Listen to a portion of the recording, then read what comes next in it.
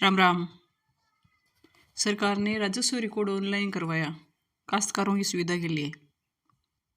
काश्तकार भी खुश, कर्मचारी भी वहाँ तक खुश। काश्तकार के हित के अंदर ही जमाबंदी, खसरा गिरदावरी, इंतकाल सब ऑनलाइन किए गए हैं। अब इसमें एक नई प्रक्रिया, नया प्रावधान भी जोड़ दिया गया, जिसके अंदर ई मित्रा ही इंतकाल दर्ज कर देगा, या फिर अपने कह सकते हैं कि 5 दिन में ही इंतकाल पटवारी को पास करना पड़ेगा। अखबारों में यही चीज़ छप के आ रही है कि पटवारी 5 दिन से ज़्यादा इंतकाल नहीं रोक सकता। विक्रय पत्र तुरंत प्रभाव से दर्ज हो जाएंगे बिना किसी प्रक्रिया के। पढ़ के कितने खुश हो रहे हो, दिवाली के से पटाखे से फूट रहे हैं, खुशी मनाना। लेकिन इसकी जो हकीकत है, वास्तविक सच्चाई है, या फिर यूँ कह सकते हैं जो दुष्परिणाम है, वो भी एक बार देख लो, सुन लो, समझ लो कि खुश होना चाहिए या अपने पैरों के नीचे कांटे आ गए काश्तकारों के, न कि किसी कर्मचारी के। अब एक चीज़ इसमें यह है कि जो राजस्व पटवारी है उसको इंतकाल दर्ज करने की 9 महीने की ट्रेनिंग मिलती है। उस ट्रेनिंग के अंदर काश्तकारी अधिनियम पढ़ाया जाता है, हिंदू उत्तराधिकार अधिनियम पढ़ाए जाते हैं, राजस्व भू अधिनियम नियम, सब पूरी जानकारी उनको, बारीकी जानकारी कि किसका कितना हिस्सा होना चाहिए और किस हिसाब से इंतकाल दर्ज होना चाहिए। 9 महीने की ट्रेनिंग, फिर परीक्षा, उसके बाद में वो महत्वपूर्ण कार्य उनको सौंपे जाते हैं, जमाबंदी के, इंतकाल दर्ज करने के। और जमाबंदी में परिवर्तन किस हिसाब से होगा, यदि कोई त्रुटि हो भी गई तो उसको किस आधार पर कैसे सुधार होगा, इन सब चीज़ों की ट्रेनिंग 9 महीने ट्रेनिंग के बाद में ये कार्य उनको सौंपे जाते हैं। अब जो नए प्रावधान है उसके अंदर ई मित्रा वाला इंतकाल दर्ज करेगा बिना किसी ट्रेनिंग के, बिना किसी जिम्मेदारी के। इतना महत्वपूर्ण कार्य ई मित्रा को सौंप दिया, और बिना उसकी जवाबदेही के कि यदि वो गलती करता है तो उसकी सज़ा उसको मिलेगी ही नहीं। ये भी एक उसके अंदर पॉइंट है। अब हकीकत सुन लो।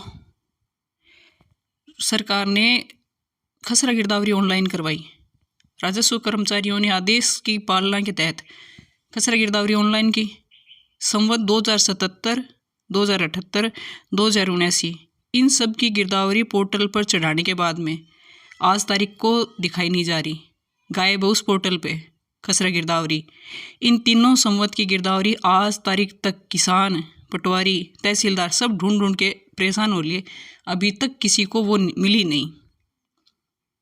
मतलब उसका कहाँ गई, कैसे गायब हुई, कोई उसका जवाब नहीं है, कोई उसकी जवाबदेही लेने के लिए तैयार नहीं। गलती किसकी है ये भी कोई स्वीकार करने के लिए तैयार नहीं। अब एक बार आप कल्पना करके ये भी देख लो कि जैसे गिरदावरी गायब हुई वैसे आपका खाता, आपकी जमाबंदी या आपका इंतकाल गायब हो जाए तो कहाँ ढूंढोगे?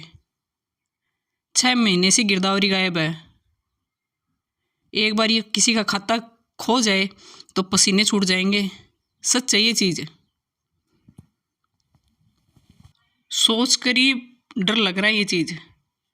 किसी काश्तकार का यदि खाता मिस हो गया, जैसे कि गिरदावरी गायब हो गई, तो क्या करेगा वो काश्तकार? दूसरी बात रही इंतकाल दर्ज करने की। मानो कि आपका जॉइंट खाता है, भाइयों का बंटवारा आपने कराया नहीं, और ज़्यादातर 80% खाते आज भी जॉइंट मिल जाएंगे आपको। उसमें से एक भाई ने ज़मीन बेच दी, कब्जा आपका फिक्स हुआ नहीं क्योंकि बंटवारे आपने करवाए नहीं, कब्जे का विवाद धरातल पर चल रहा है, और वो बंदा आपका भाई या आपका सह खातेदार रजिस्ट्री कराने के लिए रजिस्ट्रार ऑफिस में गया, और आपको पता चल गया कि वो रजिस्ट्री कराने के लिए जा रहा है। आप भी भागे कोर्ट की तरफ स्थगनादेश लेने के लिए, ताकि वो रजिस्ट्री नहीं हो। मानो कि उसकी 10 बजे रजिस्ट्री होगी, और कल्पना कर लो, या फिर यूँ अपने मन को संतोष देने के लिए कि अपने को 10:05 पर अपने को स्थगनादेश मिल गया। अब जो नई प्रक्रिया उसके तहत क्या होगा? रजिस्ट्री हुई, तुरंत उसके नाम पे खाता बोल गया, आपके हाथ में स्थगनादेश है, जमाबंदी में उसका नाम चढ़ गया। ठीक, अब क्या करोगे? अब इसी प्रक्रिया के तहत वो अगली मिनट नेक्स्ट बंदे को बेचान कर सकता है। रजिस्ट्री पर रजिस्ट्री हो गई, आपके हाथ में 5 मिनट से आपके हाथ में स्थगन आदेश प्राप्त है। अब बताओ, हुई ना तुरंत कार्रवाई और मनाओ अब खुशी। एक तरफ स्थगन आदेश लेके खड़े हो और रजिस्ट्रियों पे रजिस्ट्री, रजिस्ट्री पे रजिस्ट्री हो रही। अब बताओ इसकी अपील कहाँ होगी? इंतकाल तो किसी ने दर्ज किया ही नहीं, अपील की जगह कहाँ है? कोर्ट का अब चक्कर कौन काटेगा? पटवारी थोड़ा ना काटेगा, गिरदावर थोड़ा ना काटेगा, तहसीलदार थोड़ा ना काटेगा, काटेगा काश्तकार। खुश हो रहे हो ना, तो उसकी पूरी पूरी प्रक्रिया, उसके जो दुष्परिणाम है वो भी आपको और हमें पता होना चाहिए। और ये किसी के भी साथ हो सकता है, क्योंकि आज के टाइम जैसे जैसे ज़मीनों के भाव बढ़ रहे हैं, विवाद भी बढ़ रहे हैं, वो स्थगन आदेश भी लेके खड़े हैं अपने। लेकिन स्थगन आदेश होने के बावजूद आप दर्ज कराओगे उससे पहले रजिस्ट्री, रजिस्ट्री से पहले वो खाते में बोल जाएगा नाम। रजिस्ट्री हुई और जमाबंदी में उसका नाम बोला और वो नेक्स्ट रजिस्ट्री उसी टाइम करवा दो, चाहे उसी टाइम अगले के नाम पे दर्ज।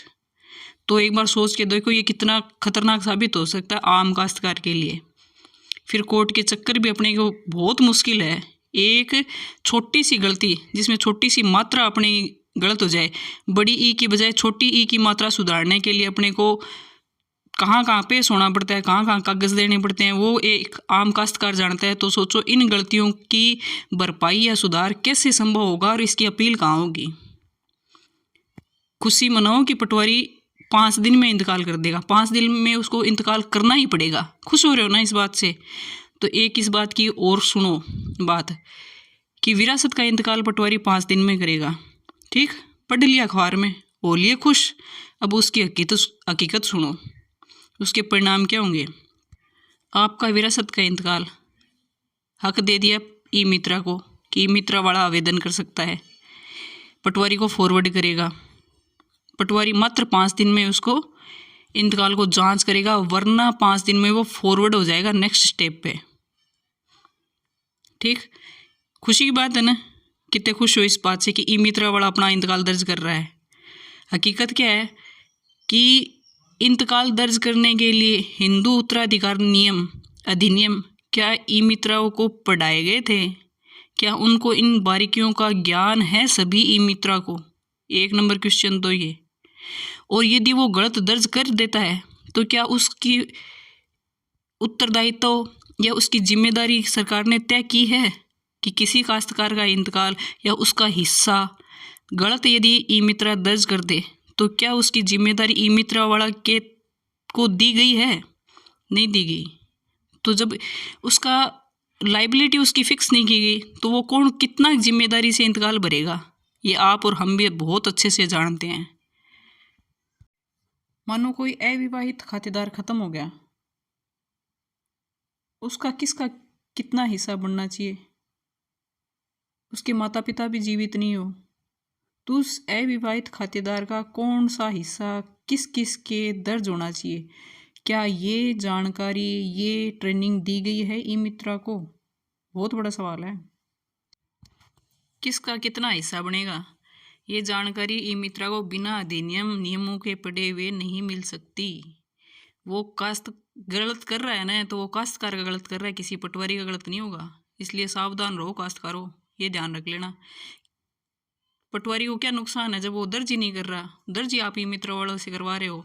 और फिर यदि अपने को भी बताइए कि छोटी सी मात्रा गलत होने पर अपने को कोर्ट का दरवाज़ा खटखटाना पड़ता है और कितना क्या टाइम लगता है, बहुत अच्छे से आपको भी मालूम है। तो खाते गलत कर देगा, हिस्सा गलत हो गया, किसी और के नाम पे वो ज़मीन डाल दी, तो कौन परेशान हुआ? ई मित्रा वाला परेशान हुआ क्या? कोर्ट ई मित्रा वाला को थोड़ा ना चक्कर काटने पड़ेंगे, आम काश्तकार को काटने पड़ेंगे। अब एक चीज़ और, जैसे आपकी ज़मीन जहाँ आप रहते हो वहाँ नहीं है, मतलब निवास कहीं और करते हो, या फिर आपकी ज़मीन किसी दूसरे सर्किल में है, दूसरी तहसील में या फिर दूसरे ज़िले में भी हो सकती है। बहुत से काश्तकारों की आम बात है ये।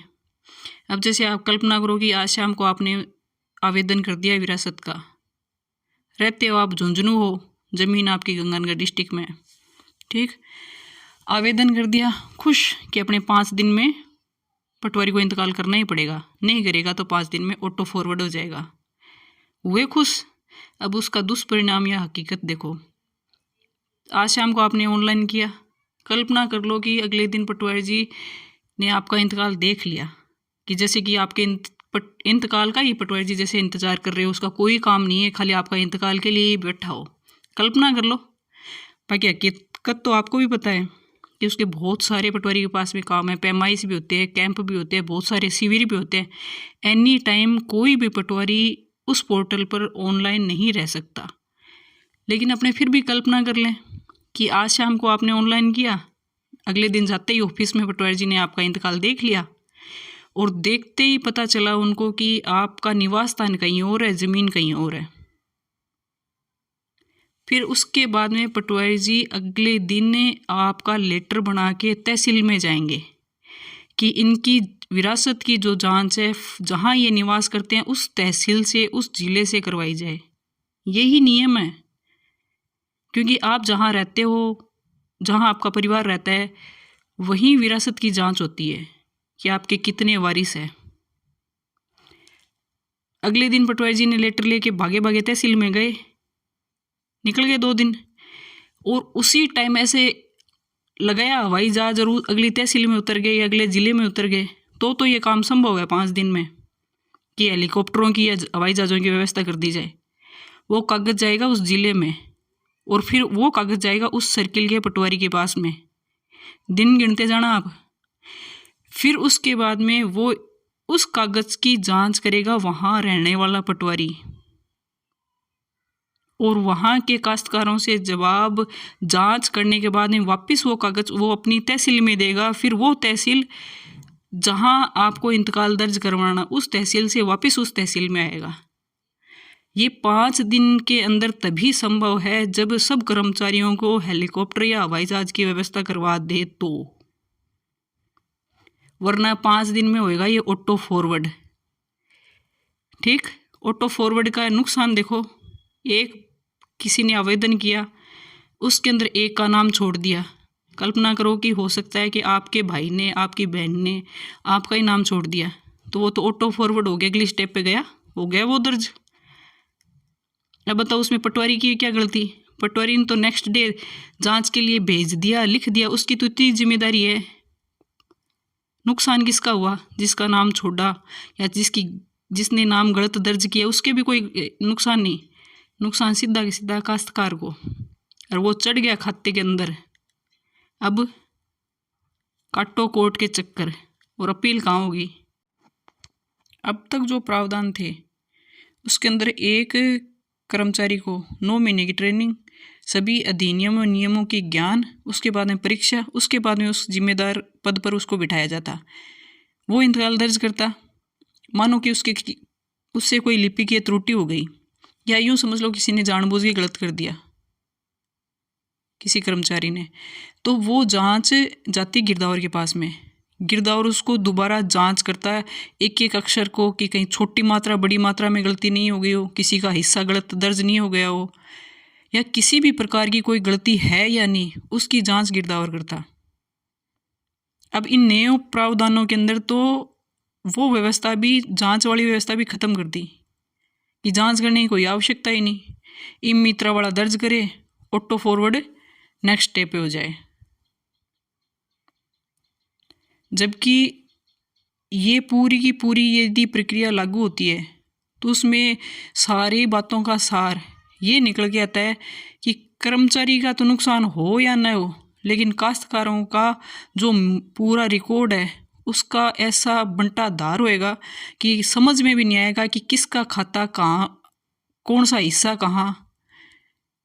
और स्थगन आदेश, यदि बाय द वे किसी का स्थगन आदेश का नोट ऑनलाइन नहीं लगा तो उसकी रजिस्ट्रियों पे रजिस्ट्री खाता मिलना ही मुश्किल। हकीकत है ये, सच है ये। इसलिए सावधान आज की तारीख में हो लो। कर्मचारियों ने ज्ञापन दिए हैं सरकार को, इन चीज़ों में ये कमियां हैं, बिना जांच अधिकारी के इंतकाल फॉरवर्ड हो रहे हैं और खातों में नाम भी आने स्टार्ट हो गए। तो वो भयावह स्थिति बहुत ही जल्दी 15-20 दिन में आपके सामने आने वाली है। और अब जो व्यवस्था की है उसके अंदर उपहार पत्र, यदि पूरा का पूरा हिस्सा सभी ने कर दिया तो वो चढ़ जाता है। यदि किसी एक खातेदार ने अपना कुछ हिस्सा रजिस्टर्ड कराया तो वो इंतकाल भी दर्ज नहीं हो रहे हैं। मतलब भयंकर वाली तो इस प्रावधान में गलती है और भयंकर वाले दुष्परिणाम काश्तकार के लिए तैयार है। और इसमें इतने विवाद कोर्ट में बढ़ेंगे, इतने विवाद बढ़ेंगे कि जो सच में जिसकी होनी चाहिए सुनवाई वो कब पहुंचे उससे पहले तो इसमें काश्तकार खुद ही उलझ के रह जाएगा। इसलिए खुशी मनाओ, खूब मनाओ, लेकिन तब मनाओ जब अपने को फ़ायदा होता दिखे।